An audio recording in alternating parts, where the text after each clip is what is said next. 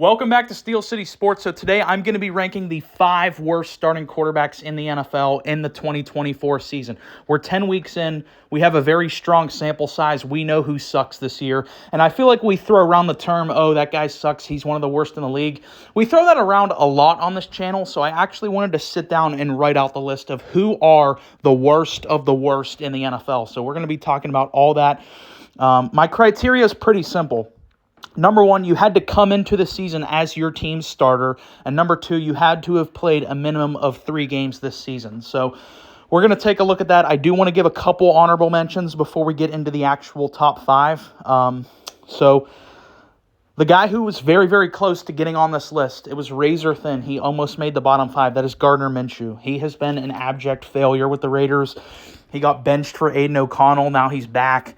He's been a disaster. He's thrown 6 touchdowns, thrown 8 interceptions. He has a putrid quarterback rating of 37.7. If you're not too familiar with quarterback ranking or quarterback rating, it's essentially taking all your statistics as a thrower, as a runner, all that shit, and incorporates it into a grade of QBR. And essentially, a QBR 50 is like league average, 75 is like a Pro Bowl level. So if 50 is just your league average QBR, Gardner Minshew is severely under league average at 37.7. He's thrown more picks than touchdowns. He has a record of 2-5 this year in the games he's started. He was very, very close to making the bottom 5. Another honorable mention I have is Caleb Williams. He's not quite bad enough to be in the top 5. And at least with Caleb, we've seen glimpses, particularly that game against the Jacksonville Jaguars in London, where he had 4 touchdowns, was the best game of his career as an NFL player. But you take that game out, it's been a very rough, rocky ride for Caleb Williams, particularly those first 3 games. He was terrible. Situationally, he's just not good. He just doesn't feel like a natural pocket passer. And I get it, like a big part of why he was viewed as such a great prospect coming out of USC was his undeniable playmaking ability. It just hasn't really translated well to the National Football League. And when we take a look at his QBR, 38.4, not much better than Gardner Minshew. Again, 50 is league average. So he's at 38.4. That is significantly below league average, and he's just kind of been a mess. I'm not calling Caleb Williams a bust whatsoever. I've seen the glimpses. Like I said, I watched that entire game against the Jags in London, but it's clear something's not working here. They just got curb stomped by the Patriots, and if you would have just watched that game, you would have thought Drake May looked like the far better player. So I'm starting to hit the panic button on Caleb Williams. I'm not pounding the gavel or anything, but it's looking really, really bad right now. And my final honorable mention, he would have made the list, but he doesn't quite fit my criteria, because if you remember, I said you had to have come into the NFL season as your team starter, so this guy doesn't quite make the cut because of that. That's Spencer Rattler, but he was so bad that I still had to include him as an honorable mention. He threw 1 touchdown to 2 interceptions, completely inaccurate, lost every game he played, and really showed no positive attributes whatsoever. He was a disaster, really an unmitigated disaster, particularly against the Denver Broncos, where he played the Saints out of that game because of how bad he was. But that's been my honorable mentions. Let's get into the proper list, the worst of the worst quarterbacks right now. Starting off the list as the 5th worst starting quarterback in the NFL this season, I have Jacoby Brissett. I take no pleasure in bashing on Jacoby because I've been a fan of him for a while. I think he's a really good guy. He's a more than capable backup. But as a starter, especially on a team this limited, it's no surprise that Jacoby Brissett's numbers are this putrid.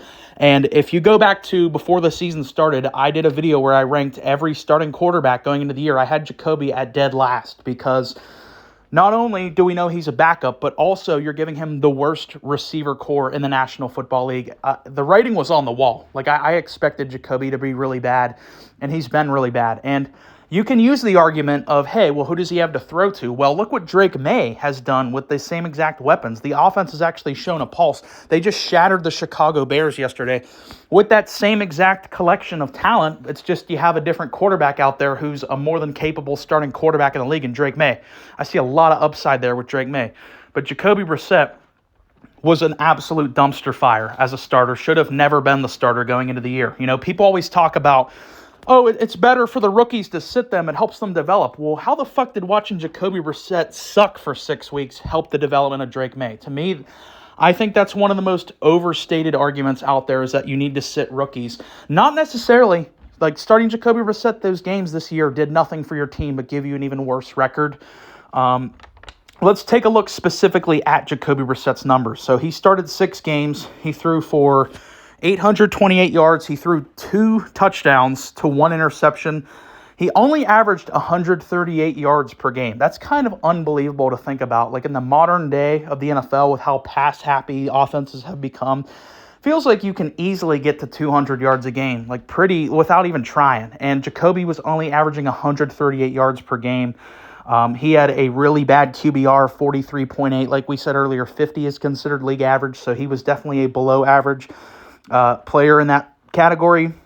59.1 completion percentage, and his record as the starter is 1-4. So pretty bad, but like I said, I kind of saw this coming. Just the writing was on the wall. You don't go into a year with a backup as your starter and give him the worst receiver core in the league and expect it to be good.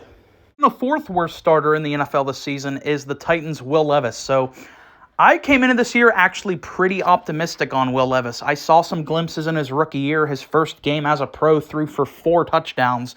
And I said, I'm not guaranteeing him to be a star. Like, you can go back and listen to what I said before the year. But I said the Titans have put a good supporting cast around Levis. If Will Levis fails, it's not the Titans' fault. They gave him weapons. Calvin Ridley, D-Hop was there before they traded him away.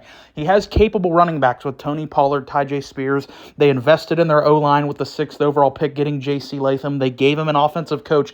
They gave Will Levis a lot to succeed, and he has been criminally bad. Will Levis has been an abject failure and has single-handedly costed the Titans games.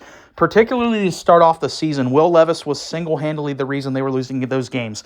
Week 1 against the Bears, they should have won that game. Caleb Williams threw for, 83 yards in that game, but Will Levis gave it away with his reckless decision-making. They lost the game against the Green Bay Packers where Malik Willis was starting. And they lost that game because of Will Levis. He has single-handedly costed the Titans games by throwing the ball away, just making terrible, terrible mental mistakes.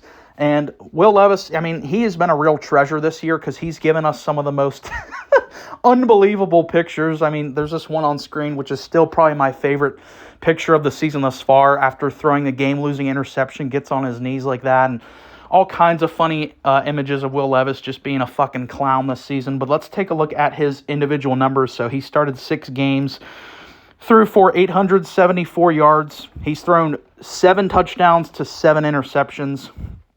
He's thrown 145.7 yards per game, so just a little bit better than Jacoby there. When you look at his QBR, it's actually worse than Jacoby's at 31.8, so he's significantly below league average. His completion percentage, 61.3, and his record as the starter is 2-7.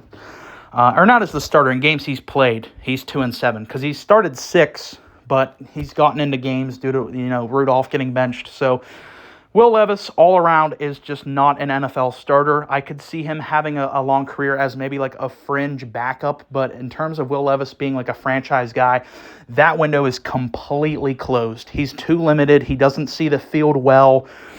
He just makes far too many mental mistakes to outweigh his problems. And like I said, it's not like he's on the Patriots. It's not like he doesn't have stuff to work with. He actually has pretty good talent around him, and he's still a failure. All right, now we're in the bottom 3, and we go from a point where like Will Levis and Jacoby Brissett have been really, really bad this year, but I could at least see them as backups. These bottom 3 players, it's like, how the fuck are they even in the league? Like, when you just look at their numbers in a vacuum, they're comically bad.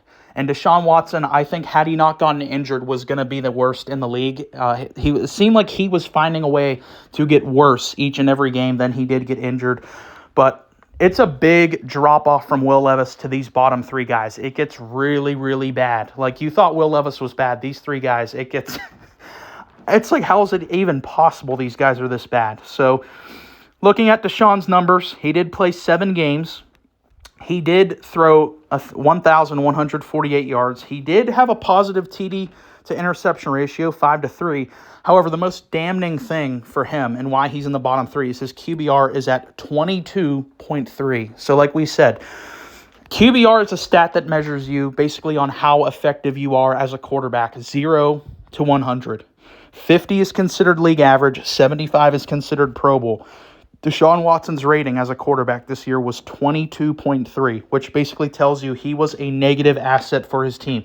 His numbers might look good, but whenever you watch Deshaun situationally, he costed his team games time after time, making reckless decisions, being completely ineffective as a passer, being a zero athlete, having really no arm ability left. No leadership skills. The team clearly rallied behind Jameis Winston after Deshaun got hurt, and they beat the Baltimore Ravens. Kind of like a fuck you to Deshaun Watson to show this team does have talent. This team has talent. They do basically everything well outside of the quarterback position this year. They have still a really good defense. They still have a really good line. They still have an incredible head coach. However, Deshaun Watson was so drastically bad that he now has the Cleveland Browns competing for the number 1 overall pick. Think back to last year. This team was an 11-win team and went to the fucking playoffs last year. When Deshaun Watson got hurt, they got significantly better. They had Joe Flacco in there, and this was a competent team. Then you slot Deshaun Watson in there, and he went 1-6 in his games. So, yeah, his numbers in a vacuum may look better than some of these other guys, but when you look at it situationally, Deshaun Watson was a flaming disaster. I mean, you cannot really put into words how bad Deshaun was in the big moments.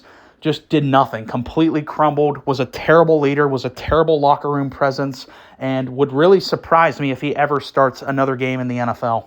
And the second worst starter this season was Anthony Richardson. He played 6 games, threw 958 yards. He threw 4 touchdowns to 7 interceptions. His QBR was 37.2, and he has a putrid completion percentage of 44.4, which is basically the worst we've seen in 30 years. So he's the most inaccurate quarterback we've seen of the past couple of decades. The most important attribute of an NFL quarterback is being able to make completions, being accurate, making the little layup throws. He can't do that. He can't read the field. His inaccuracy is off the chain. Like, he throws 100-mile-per-hour fastballs to guys like a 5-yard little dump-off pass. He can't make those. And it's just really frustrating because we've seen the glimpses from Anthony Richardson. He's a phenomenal athlete. And every once in a while, he'll make those insane plays. Like, I still think he has one of the best plays of the season. It was week 1 against the Texans. He was falling backwards the wrong way, threw a 60-yard bomb off his back foot for a touchdown to Alex Pierce. One of the most impressive throws I've ever seen. But that is not the NFL. That is not a play-to-play basis what things are going to look like. You need to be able to make the simple completions, and Anthony Richardson simply cannot do that. He's too inaccurate. He cannot read the field. He's just a terrible passer. There's no ands, ifs, or buts about it. He's just a terrible passer of the football. And that's what worries me going forward, is I don't know if you can fix that. The guy just simply is not an accurate thrower of the football. That's something I don't know if you can correct. And I'm about 95% there in terms of pounding the gavel on Anthony Richardson's career. I'm going to leave him that 5% chance because he will get another chance. The Colts will give him another chance to start, but getting benched for 40-year-old Joe Flacco in your second season in the league is a really damning sight for me. I'm really worried about his career long-term. He was terrible this year. And the worst starting quarterback of the 2024 NFL season, and it's not particularly close, is Bryce Young. He's been a total dumpster fire of a player this season, and I take no pride, no joy in saying this because I was rooting for Bryce Young. I liked him a lot at Alabama, but I'm pounding the gavel on Bryce Young's career. He's a generational bust. He is absolutely, objectively a disaster in the NFL. He's not an NFL player. He's too small. He has really no arm ability. He's not a good athlete. He doesn't see the field. He's not accurate. He doesn't do anything at an NFL level. And it's not like Bryce Young is playing with complete scrubs. He had Deontay Johnson, a great route runner. They used a first-round pick to get him Xavier Legette. He has a really good running back, Chuba Hubbard. And they even gave him an offensive coach with Dave Canales. They've given him stuff to work out, and we thought maybe this year we'd see some sort of improvement after giving him some pieces to throw to. No, he's even arguably been worse this year somehow, if that was even imaginably possible. He's played 7 games, thrown 820 yards. That's 117 yards per game. We talked about a little bit ago how crazy it is that Jacoby's only thrown for 138 yards per game. Like, how is that even imaginable with how much teams pass? He's barely throwing over 100 yards per game in 2024. How the fuck is that even possible? He's thrown 4 touchdowns to 6 interceptions. His QBR is a putrid 32.9. His completion percentage is 60.1. His record is 2-3. He does nothing at an elite level. He does nothing to justify starting him. That's why Andy Dalton was starting over him before he got in a fucking car accident. Andy Dalton actually showed a pulse with this offense and showed you, hey, there are weapons here. There is a decent coaching staff here. You can actually do something with this team when you have a capable quarterback out there. But every time Bryce Young has gone out there, it's been a disaster. Take the Giants game out, because the Giants are a fucking mess as well. Daniel Jones could have just as easily made this list, but it just turns out there were a couple people worse than him. So Bryce Young beating the Giants yesterday in Germany does not move me. Bryce Young, to me, is still a generational bust. So that, for me, has been the 5 worst starting quarterbacks in the NFL in the 2024 season. Let me know down in the comments if you agree. Is there anyone that I missed out on that you think should have been in the bottom 5? Let me know all that down in the comments. If you made it this far, appreciate you listening. Please like and subscribe.